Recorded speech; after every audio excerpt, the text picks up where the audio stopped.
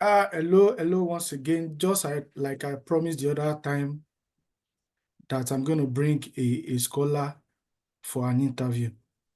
Yeah, I have here with me Mr. Akingboye. Mr. Akingboye is a scholar and is very vast in literature. So, Mr. Akingboye, good evening to you. Could you please tell us Yeah, good about, evening, Bamdi. yeah, could you please tell us few things about yourself?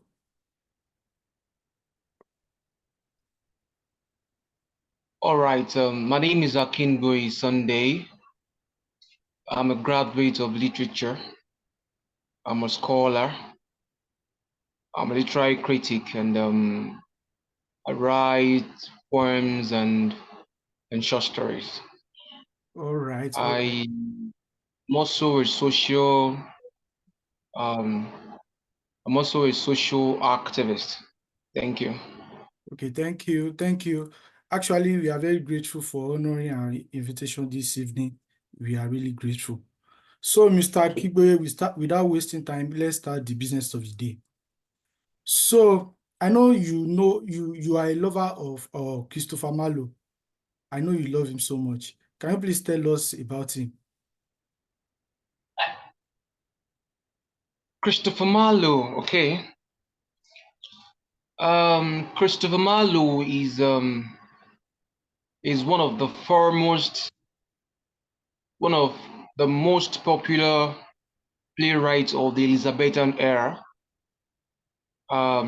Christopher Marlowe is an intelligent writer and is one of the greatest tragedians of the Renaissance era. In fact, scholars are scholars are saying that Christopher Marlowe is is a writer who uses his plays to communicate to the audience. Is an emblem of literary artistry. He's an emblem of literary prowess, and his writing skill is wonderful. He's one of the iconic figures of the Elizabethan eras. In the Elizabethan era, we talk of Shakespeare, we talk of Ben Jonson, we talk of Christopher Marlowe too. He's an intelligent writer without Oh, missing words. okay. Okay, thank you for that insight.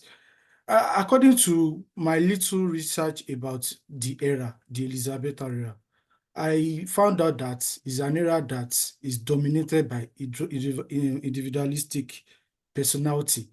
So, can we say, Christopher Marlowe was an individualistic person from your own understanding of him? Yes, I would say yes. Um, Christopher Marlowe is an individualistic writer. He is an author who believes in the philosophy of individualism. In the Elizabethan era, you know, Elizabethan era is an offshoot of the Renaissance. The Renaissance is the umbrella term. Okay, we have Elizabethan, we have Renaissance in Italy, we have Renaissance in England, we have Renaissance in other spaces of Europe. Okay, so if you're talking about Renaissance in England, we can also find the idea of individualism in Renaissance. The reason is because, in Renaissance, we are talking about rebirth. The idea of Renaissance has the connotation of Yeah, rebirth. rebirth Okay, of arts you and to literature. exactly for you to make a rebirth, it has to do with the determination of the individual mind, individual creativity. Do you Yes. understand? So it is correct. It is very correct to say that individualism is one of the main philosophies of the Renaissance era. Okay, thank you for that as well. I I looking back or how he lived his life, can we refer to him as someone that lived an individualistic life? I know he was a drunkard. I know he had a little bit of pride or thereabouts. And I know even within 5 years, he was able to achieve a lot academically. Does that signify individualistic character in him? Well, Christopher Marlowe is individualistic to a very great extent. I read about his biography some time ago, and I discovered that Christopher Marlowe is somebody who is aggressive. He's aggressive, and at some point, he's been described as an atheist who doesn't believe He never in believed in God God or the supreme being or whatever. or So he's religion. somebody who took individualism to the extreme. Yeah, he Okay. took it to the extreme. In Oh, fact, at some point, he spells God as dog. You know, wow. he hates the spelling of God as dog. This It shows like like how fierce. like he spelt it or otherwise, Exactly. The spelling of anti-clockwise. God, Yeah. God, but he respells it as Dog. Dog, Dog. dog, Okay, thank dog. you. That That means that Christopher Marlowe is somebody who is ferocious, is highly individualistic. In fact, he believes in his own philosophy, and he tries to pass that message in his plays, in his writings. He is quite intelligent, yes. He's quite intelligent. In fact, scholars are saying that if not for the fact that he died very early, scholars are saying that Christopher Marlowe would have outshined superseded, William Shakespeare. shined William Shakespeare. But Wow. because he died very early, so Shakespeare outlived him. But he's quite intelligent. However, the point is that Wow. this man is somebody who is iconoclastic, you know, he's Oh, rebellious, wow. he's rebellious, he's aggressive. However, he's sound and intelligent. Yeah, thank you for that insight. Yeah, the little knowledge I understood about individualism is a kind of philosophy or a moral stance that is only about one's self, that is more about me and me alone. It does, anybody that's individualistic does not care about any other person else except them and them alone. Do you think we can compare um, this era to Elizabethan era? I mean, 21st century. Of course, I understand that Elizabethan era was an era that saw a lot of rebirth in terms of art and literature. But when it comes to this era, of course, we understand it's also a rebirth of technology. And when we talk about technology, the most prominent name that comes to my mind will be Elon Musk. So when looking at Elon Musk, can we say this era is also characterized or is also an era that individualism dominates? Well, you're correct. You're correct. At least, if not, if Um, sorry, boss, if not for anything, at least for the rebirth of technology, for development of technology and artificial intelligence, the eagerness, the willingness for all that people derive in making new things when it comes to technology.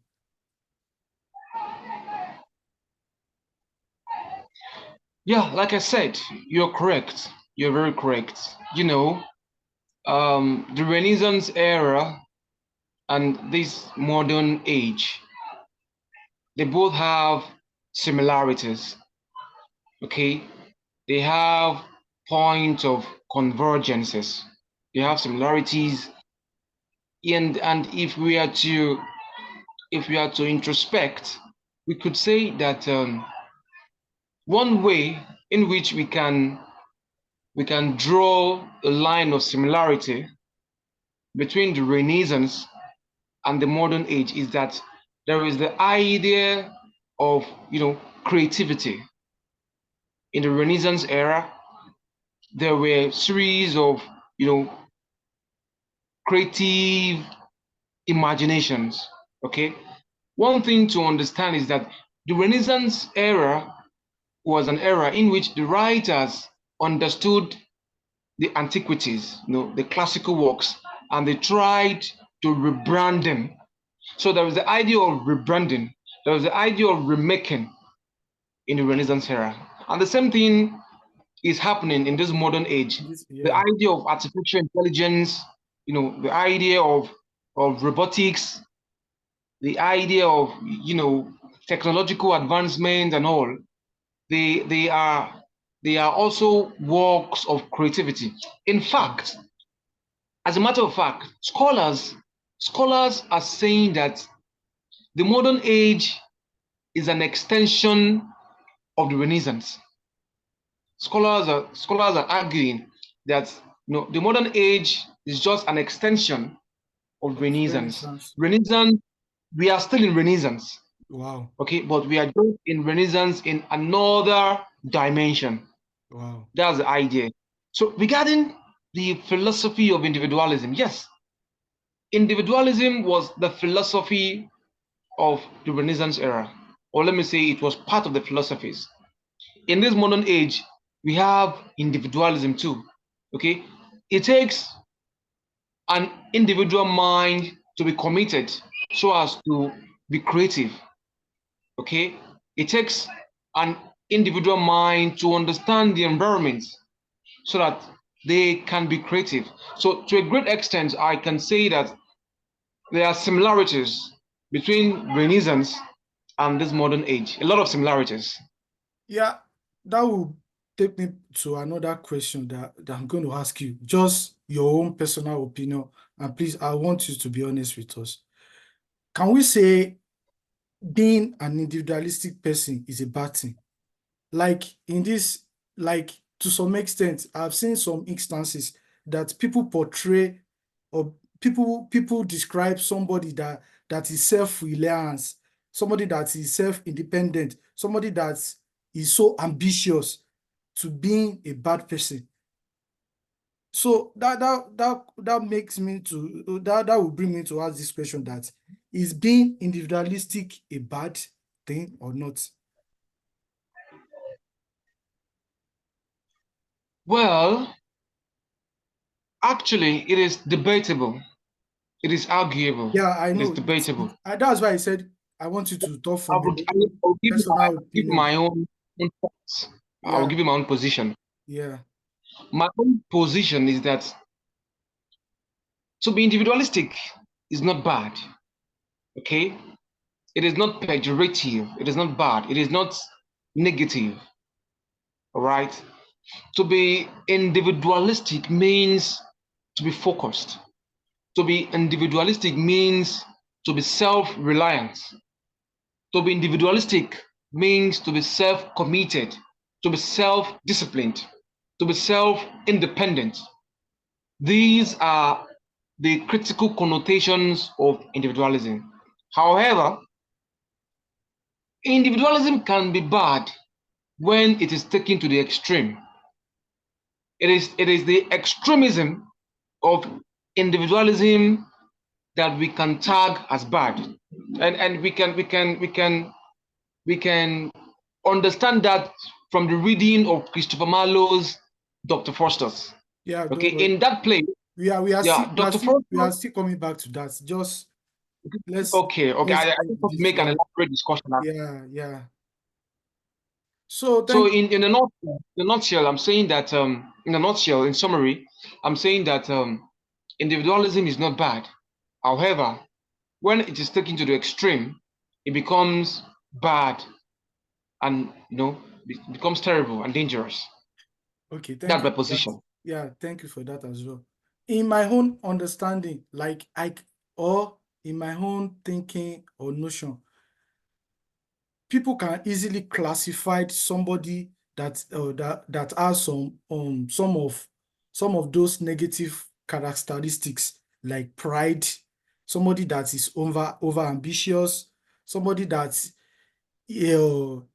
uh, that is filled with a lot of ego as a trait of individualistic. So can we say those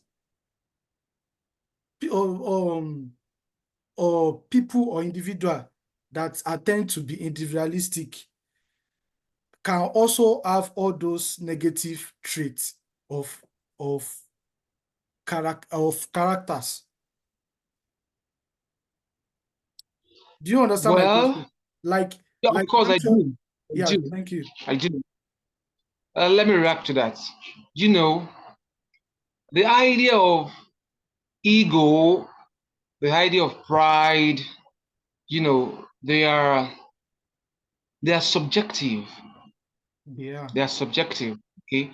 What you see as pride, I may not see it as pride. Okay. What you see as as an ego, I may not see it as an ego. Okay. So the point is that individuals have different personalities. Individuals have their own generic characteristics and personalities. We are not the same. okay, We are not the same. All yeah, right. So some people, they may classify individualism as something negative, something bad. However, we need to understand that if my individualism does not, if it does not make you fall, if my philosophy of individualism does not make you die, if it does not kill you, if it only elevates me, then it's fine. Okay? wow, So if my individualism gives me courage, if my individualism teaches me on how to improve, on how to move forward, on how to have good ambition and chase my dream, if it doesn't affect you, then it's fine. then it's fine. It's fine. So it depends on the results. It Yeah, is the end that justifies the means, yeah, according to Karl Marx. I think I can add this to it as well. Being ambitious, being wanting to do good for yourself, being wanting to achieve a lot in life, I don't think people should categorize that as being individualistic. Yeah, To say that again. yeah, thank you. And that will bring me to this question as well. Is it safe to say the society also contributes to someone being individualistic? Like, of course, we understand the society celebrates individual achievements. The society celebrates one's achievement and one's wealth. So, like, I'm just putting it in the perspective of being an African. We understand in our society, like, if we are not if you are not who to be in a society, nobody will celebrate you. If you have not achieved to a certain extent, nobody will see who you are. Then can we say those are the things that push people of wanting to be individualistic?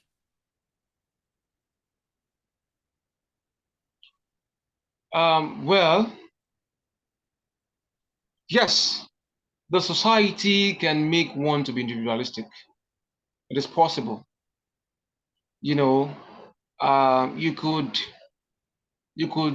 decide to be ambitious. You could decide to be individualistic when there are some certain demands you need to meet with in the society. Okay, the society demands that you have to be educated. The society demands that you have to be affluent. the society demands that you have to be civilized, you know. So all these demands, you know, you have to have some financial buoyancy, okay? So all the demands of the society can make one to be individualistic, okay? The society may set some standard and it is left for you to meet up This with that standard. standard. Yeah. An instance is the university. Okay, if the society is employing graduates, then it becomes a challenge for you. You'll To have to become be one. individualistic and ambitious to But acquire education so you can get a good job. yeah. So it is interwoven, it is intertwined.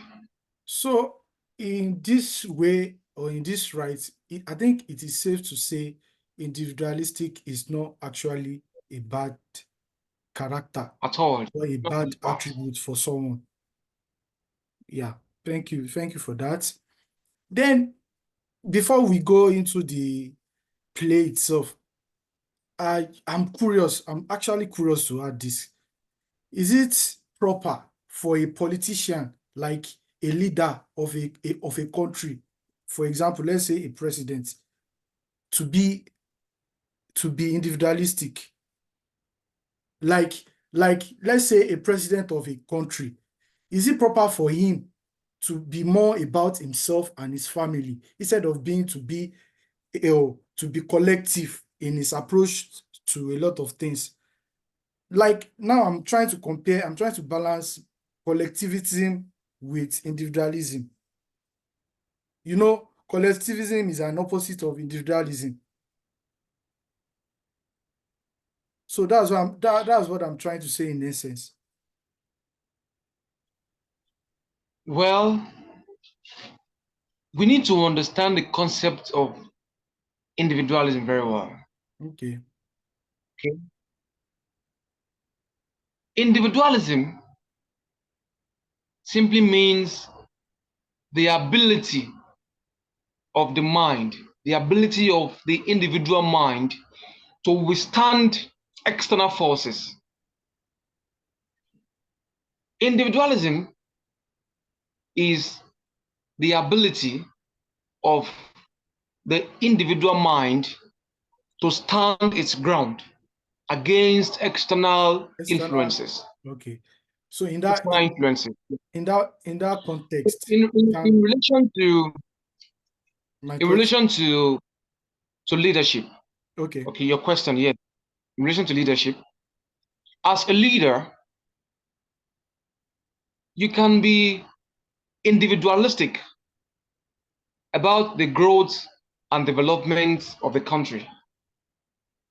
You can be passionate about the economic growth Of a and country. political stability of Of a a country.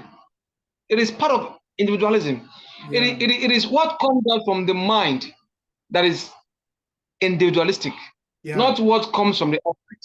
Yeah. Like regardless of what people reaction will be, you can just stand your ground if it is for the greater good of people. Yeah, I Yes, truly understand you. you can be individualistic and stand on your grounds for the betterment of the society. Of the Yeah, yeah, It goes that way too. It goes that way. It yeah, goes. yeah. Thank you for that great insight. That's huge. That's huge. Then let's go to the text, the primary text itself. Let's go to um um can you please remind me You the mean the title of the yeah, Dr. Fastos. Yeah, Dr. Fastos. Let's go to the primary text itself. The tragic history of Dr. Fastos. Can you please cite us some examples or few examples that portray an individualistic character? Yeah, there are so many instances of individualism in the play. You know, the play is a tragedy. It is a genre that belongs to Elizabethan tragedy.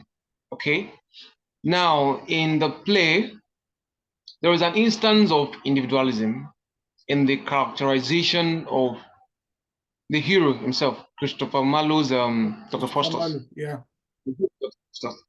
Dr. Faustus is individualistic when he embraces dark magic and necromancy. Necromancy, yeah. Yeah, necromancy. You know, he wants to achieve the ultimate knowledge. Okay, he wants to achieve the peak of knowledge. So that makes him to venture into the practice of dark magic and necromancy. So the ability of nurturing, the ability of chasing one's dream, the ability of being ambitious to the point of embracing dark magic and necromancy. It is an instance of individualism. Individualism. Okay. In respect, I like I read from the book. He was so resolute and he was ready to achieve all his dream, or regardless of the repercussion. Does that make sense? Like when someone was told that that person is going to live for just 24 years, that's something that is very scary. That should be something that should lure you away from wanting to do that thing in the first place. Like you want to have heaven and earth, you want to be this, you want to be that, but after you have everything you wanted, you can only live for just 24 years. That's, to me, that's insane. What's your take on that?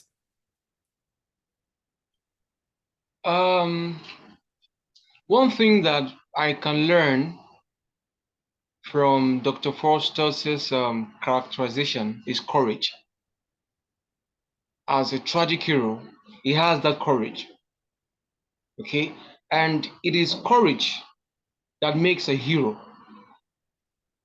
Okay, what makes a hero is not the question of morality.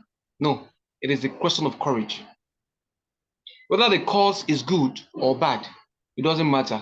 What makes one a hero is courage. Now, for Dr. Faustus, he was ambitious. Yes, it is good to be ambitious, but it is dangerous to be over ambitious. Issues. Yes, that's the line Yeah, of demarcation between being ambitious and being too, individualistic. I think, sorry to cut you short, bro. I think I think we can easily say his own ambition is drive with pride, or is driven Yes, pride. by pride. Yeah, Yeah. I yeah. think He's that should be, blindfolded. yeah. He's blindfolded with his ambition. I think that should be that thin line between being ambitious and over ambition, or over Yeah, ambition. We yes. shouldn't cross To be that ambitious line. is good. Yeah, Exactly. To be ambitious is good, but when you take it to the extreme, it extreme. becomes dangerous. Okay. Yeah, that would take me to this question. Actually, I have established a kind of argument, and from what I've been hearing you saying for a few minutes now, I realize you also buy into my argument. Like, naturally, for someone to be an hero or a hero, that person must done a certain thing, a a great deal of uh good stuff, if I could say it that way. For someone to be called a hero, then that person must actually be somebody that should be celebrated. But in the case of Dr. Fastos, to some extent, he has not done anything to be celebrated, or he didn't do anything that we ought to call him an hero, so to speak, then what makes him a tragic hero in that context? Yeah, thank you for that question. I will react by saying that Dr. Faustus is a hero. He's a tragic hero because he falls. It is the fall that makes him a tragic hero. However, there are some things we can celebrate about Dr. Faustus. Really? From my own personal perusal, if we must celebrate Dr. Faustus for one thing, it would have to be his courage. For the fact that he has courage, there is an integrity that is attached to somebody who stands on his ground. His ground. Okay? Yes. If you read some tragedies, probably some Shakespearean tragedies, you will see that even if the villain is a bad person, they still regard the villain as a hero. As a hero. Wow. Yes. If you read William Shakespeare's Othello and other tragedies, the villains, even if they are bad, they are villains, they are bad, they are wicked, they are still regarded as heroes. Why? It is not because they are good. It is because they have courage. Heroism is in courage. So for Dr. Faustus to have that courage of chasing his dream, the play teaches us that it is important for a man to chase his dream. You want to be a pilot, you want Wholeheartedly. to be an engineer, you want to be a graduate, you want to be a medical doctor, you want to be a footballer, whatever skill, whatever profession you want to go. That play teaches us that a man has to chase his dream. So I can celebrate Dr. Faustus for being a hero with a courage. However, it is the extremism that makes him to fall. So we must be careful of being too Ambitious. ambitious. Yeah. Yeah, thank you. Thank you so much. If not for anything, I think I can easily say his act of heroism is can be linked with his resolution or resolute, how resolute he was. I think his resilience was overwhelming. That was He was not from this world. So yeah. So thank you so much. Really appreciate you for the insight, for your wealth of knowledge, for your contribution. And I think I can tell you that you actually motivated me to wanting to know more about Christopher Marlowe. And for that, I'm very grateful for that. And I really appreciate you. Thank you so much. And enjoy the rest of your night or evening, wherever you are. Thank you so much. Bye. Bye bye. Bye. Yeah, thank you. Bye.